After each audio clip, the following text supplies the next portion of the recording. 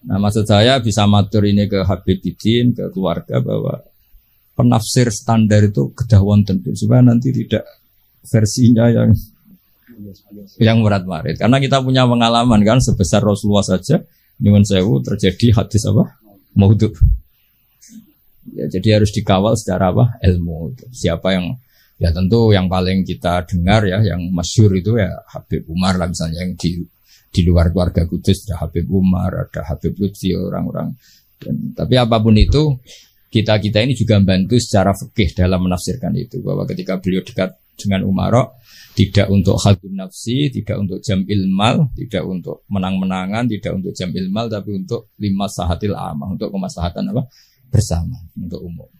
Apalagi tadi saya dengar sendiri dari Habib Bidin nanti ketika Habib Ja'far jadi ikon di makam Peloso juga keluarga ada minta tadi. Artinya tidak minta itu ya memang kita sudah dilatih untuk ikhlas itu.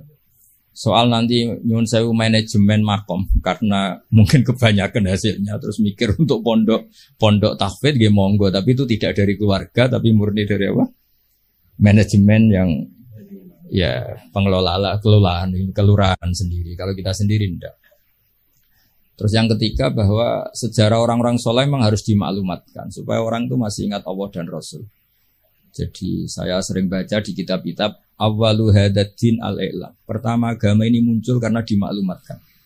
Sehingga Rasulullah ketika rawuh Dawi Gua Hira, beliau pertama itu naik Gunung Sofa terus memaklumatkan kalau beliau itu nabi dengan semangat asyhadu alla ilaha illallah wa asyhadu anna muhammadar rasulullah. Nah, Habib Ja'far dengan segala keterkenalan majdzubnya, beliau ngendikan tuh mesti diulang-ulang syahadat wali-wali yang sudah kabundut.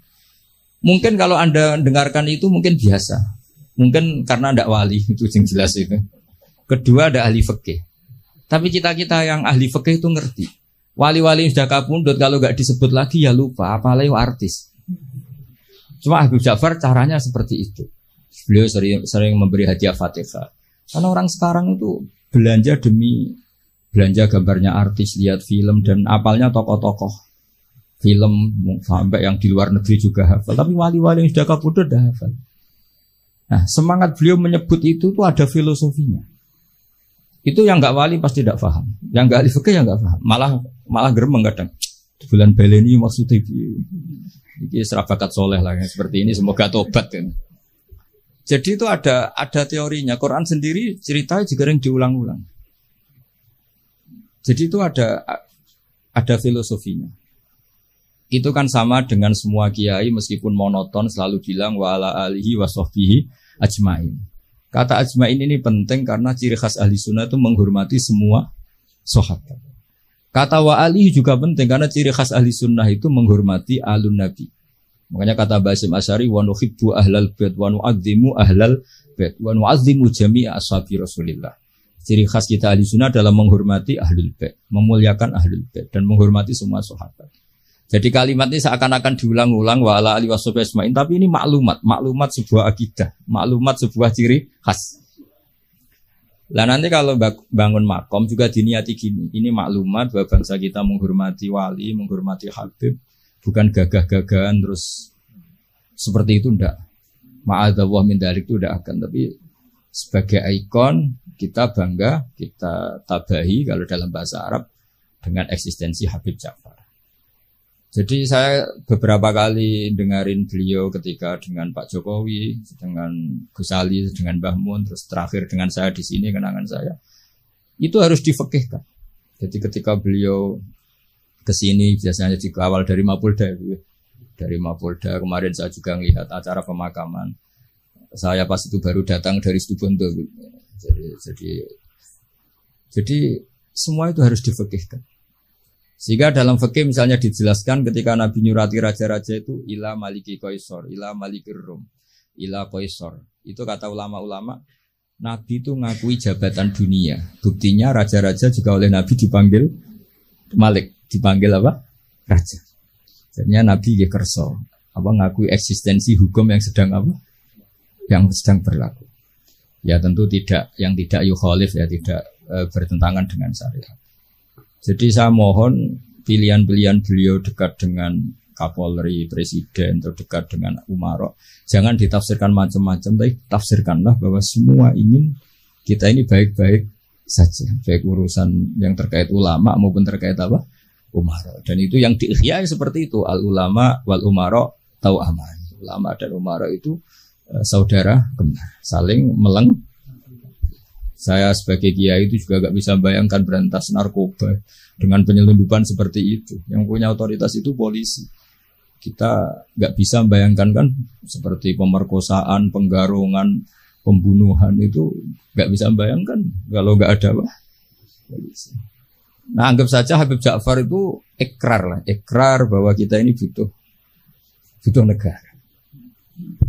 Lah bahwa kita di sana sini ada kekurangan baik di aparat negara maupun di kita ya sudah al-insan makhluk khotok manusia. Tapi kaidah kita dalam fikih itu la yudraku kulluh la yudraku kulluh. Jadi kalau tidak bisa ideal jangan ditinggalkan sama sekali. Kita bernegara pasti tidak ideal, tapi kita butuh kekuatan untuk melawan penjahat, kekuatan untuk melawan pengedar narkoba, kekuatan yang bisa menangkap pemerkosa. Nah, kekuatan-kekuatan itu adanya di kepolisian. Sama kita butuh kesejahteraan, benono sing mikir menteri keuangan, Menko apa. Kita butuh kesehatan ya ada yang mikir yaitu menteri kesehatan. Karena kalau sing mikir kiai terus bentuknya kadang-kadang itu kayak rontok jimat gitu. Nah, sing ra tepak terus rontok dukun gitu. Jadi repotnya kesehatan kalau yang mikir kiai itu nak tepak ya dongo, nak ra tepak ya rontok gitu. Nah, jadi ini kula suwun sekali saya mohon semohon-mohonnya sama keluarga Habib Ja'far, utamanya sama Habib Umar Al-Mutahhar yang beliau lama sekali di situ, sama pendereknya Habib Ridho Khirit ya. Habib Ridho Khirit. Saya tahu banyak beliau karena memang saya termasuk orang yang mencintai beliau. Coba tafsir-tafsir fikih ini kita hidupkan supaya enggak ada tafsir yang macam-macam. Jadi iya gimana? Kalau saya ya Habib Ja'far mendingan jenengan. Mungkin kalau Abu Umar itu terlalu sibuk. Jadi kan punya orang yang bisa menulis sejarahnya Abu Ja'far. Jadi kan yang mengkoreksi. Oh ya, saya yang pokoknya yang bagian fikih insya Allah saya ikut bikinnya nanti. Itu lebih bagus. Jadi versi-versi yang tadi itu ya kayak beliau dekat dengan Pak Jokowi, jangan dilihat karena Pak Jokowi presiden top. Bukan, dengan Pak Polisi pun, dengan camat pun, atau dengan rakyat kecil pun beliau. Jadi ini semuanya dalam konteks. Saya bersaksi ya Mbah Mun. Banyak orang bilang Mbah Mun sudah para wong presiden kan keren. Mbah Mun ditamoni KUA itu ya hormat. Ditamoni polisi, tentara yang kopral pun hormat. Cuma orang-orang hasut ngiranya agak tunggale nak para kewek presiden. Tapi kita kan bersaksi sebenarnya kan dengan siapapun beliau juga hormat. Jadi nanti istilahnya kalau di buku sekarang itu testimoni. Jadi nanti yang kesaksian Habib Umar ge monggo, ya bikin monggo. Tapi nanti semua itu dikawal secara fikih. Karena kalau dikawal fikih ini awet. Saya beri contoh ya betapa pentingnya fikih. Rasulullah Shallallahu Alaihi Wasallam itu kalau dahar itu sering di luar rumah. Dan cara dahar itu enggak priayi menurut ukuran orang-orang priayi. Orang priayi itu kalau dahar kan dinampan terus pakai sendok. Nabi itu dahar kayak umumnya orang. Tapi itu dianalisis sampai ada orang lewat tuh ini ngaku Nabi kok cara makan seperti itu. Tapi kata ulama-ulama itu penting sekali. Karena Nabi jadi Nabi setelah kecelakaan orang seperti Nabi Isa dituhankan. Jadi Nabi Isa itu saking sempurnanya, saking lembah lembutnya, justru kecelakaan dianggap Tuhan. Sehingga trauma dari itu Nabi itu sak urip-uripe, sak gesang-gesang menunjukkan kalau dia seorang manusia. Nate sholat patang rokaat itu kali rokaat ditakdir dilupakan sama Allah supaya kelihatan basyariahnya. Jadi ini harus dibaca secara fikih. Sama misalnya kita melihat orang alim alama atau habib wali kok mangan di warung, itu bentuk penghormatan pada wong cilik. Tapi kalau yang nafsiri orangnya agak ngerti fikih, dianggap nak dalam pura agak apa dianggap beda bakule ribet kan. Jadi penafsiran ini penting sekali. Nah, akhirnya di ulama-ulama kenapa Nabi dahar di depan umum?